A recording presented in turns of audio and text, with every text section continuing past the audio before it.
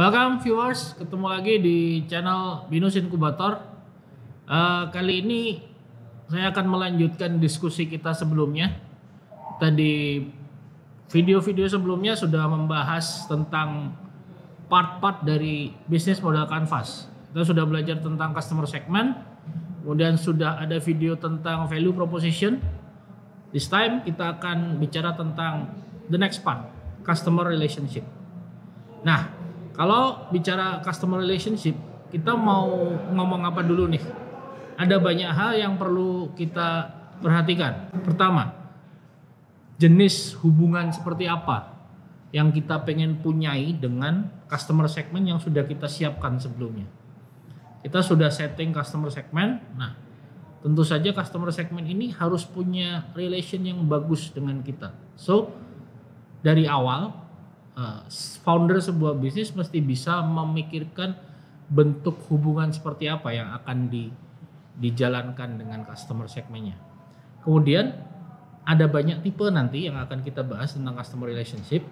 Nah, sebelum ke sana kita harus juga pikirkan seperti apa sebuah hubungan itu akan dibentuk.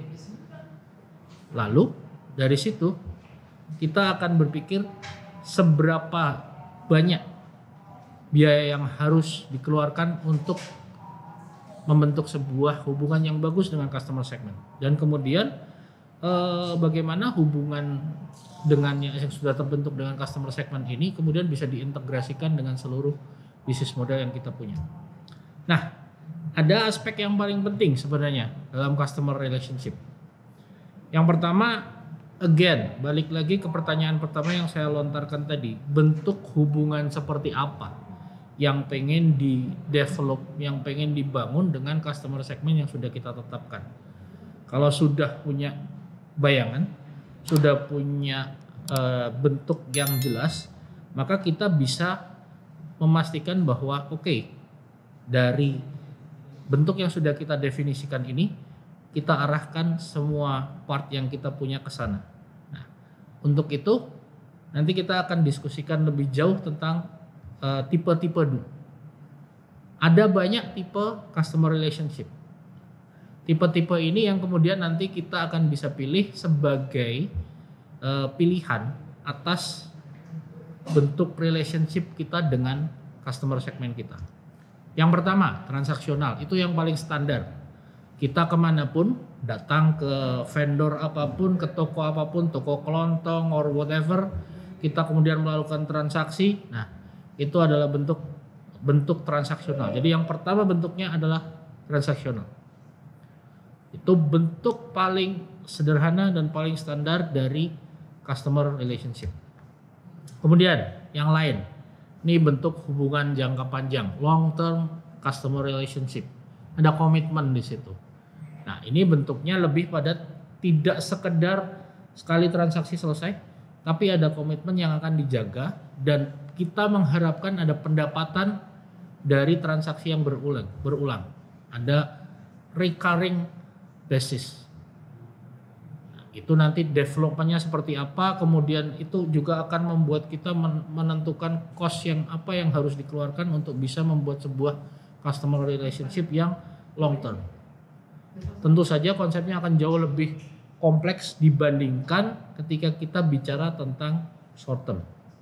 Kemudian ada bentuk lain dari customer relationship. Salah satunya yang lain adalah tipe lain personal assistant. Nah, hubungan dengan customer yang seperti ini basisnya adalah interaksi antar manusia. Karena customer itu kan bisa berkomunikasi. Nah, ada representasi dari customer yang sebenarnya di situ. Bagaimana mereka bisa mendapatkan assistant, mendapatkan bantuan pada saat proses sales berlangsung atau bahkan setelah proses pembelian selesai. Ada istilahnya ketika kita bicara sudah pembeli sudah melakukan penjualan, itu tidak langsung dilepas begitu saja, tapi ada bentuk maintenance hubungan dari sana. Atau sebelum mereka melakukan pembelian, kita ada approach juga. Itu salah satu bentuk tipe customer relationship. yang kita sebut dengan personal assistant. Next, ini bentuk lebih advance-nya dari personal assistant. Kita sebutnya dengan dedicated personal assistant. Tentu saja karena di sini melibatkan kata dedicated, maka fokusnya lebih pada bagaimana si customer ini diperlakukan dengan cara yang lebih khusus. Kemudian bentuk yang lain dari customer relationship adalah self service. Nah, ini bagaimana sebuah perusahaan, sebuah bisnis itu tidak merasa tidak perlu ada direct relationship, tidak ada perlu kontak langsung dengan customernya. Nah, ini biasanya yang banyak terjadi kalau sekarang bisa kita lihat di konsep marketplace yang direct interaction-nya tidak ada. Menggunakan customer dibiarkan untuk dalam tanda kutip melayani diri sendiri. That is how we consider as self-service. Nah, bentuk lain itu automated service. Tentu saja ini seperti namanya, ini melibatkan satu sistem yang lebih kompleks dan canggih. Bagaimana customer bisa mendapatkan apa yang mereka butuhkan dengan melalui satu proses yang sudah diotomatisasi melalui sistem yang dimiliki oleh bisnis tersebut. Next, bentuk lain dari customer relationship adalah communities. Kalau kita bicara komunitas, teman-teman, banyak sekali jenis komunitas yang bisa membuat sebuah bisnis itu bisa terdevelop dengan baik. Sebagai contoh misalnya, ketika satu produk itu mendevelop satu produk yang spesifik, maka dia akan melihat secara community. Misalnya, katakanlah ada satu produk mendevelop satu produk khusus untuk pengurusan badan. Nah, kenapa saya ambil contoh ini? Obviously sin. Okay. So, ketika kita bicara itu, maka yang dibidik di sini adalah komunitas orang-orang yang memang membutuhkan produk itu. Maka di situ nanti akan diupayakan satu jenis komunikasi yang jauh lebih intens pada komunitas tersebut, community based. Tidak lagi person by person, karena kita menganggap ada kesamaan nih. Atau misalnya bentuk lain deh, orang-orang yang menyukai motor besar misalnya, itu kan community based juga. Bagaimana produk-produk yang relate dengan let's say Harley Davidson or something like that, itu konsumennya selalu community based. Ini jenis customer relationship yang kita sebut dengan communities. Berikutnya adalah co-creation. Ini lebih menarik. Ini banyak dikembangkan oleh tipe bisnis yang lately banyak ada di pasaran. Bagaimana kita mengajak customer itu seolah menjadi part dari bisnis kita. Kita minta pendapat, kita minta saran, kita minta opininya untuk pengembangan bisnis ke depan, pengembangan produk tentu saja. Nah, ini akan membuat customer merasa punya attachment yang jauh lebih intens. Mungkin bahasanya produknya benar-benar mewakili mereka. Karena ada part dari mereka yang diakomodir oleh produsen untuk dibentuk dalam satu produk yang siap dipasarkan nanti.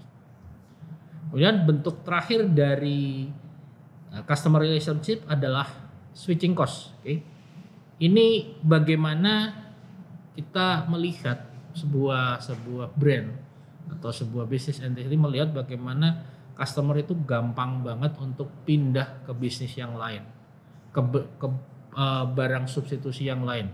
Misalnya pagi ini saya menggunakan pasta gigi close up, let's say. Terus tiba-tiba besok pagi adanya di kamar mandi Pepsodent, ya udah saya pakai aja, nggak ada persoalan. Nah, ketika ini yang terjadi, tentu saja kalau memang sebuah bisnis sudah menetapkan, customer relationship kita switching cost, berarti customer tidak akan attach begitu orang dengan produk, gampang ganti ke produk lain. Berarti ada upaya khusus yang harus dilakukan. Itu sebabnya kembali mereverse ke statement awal tadi.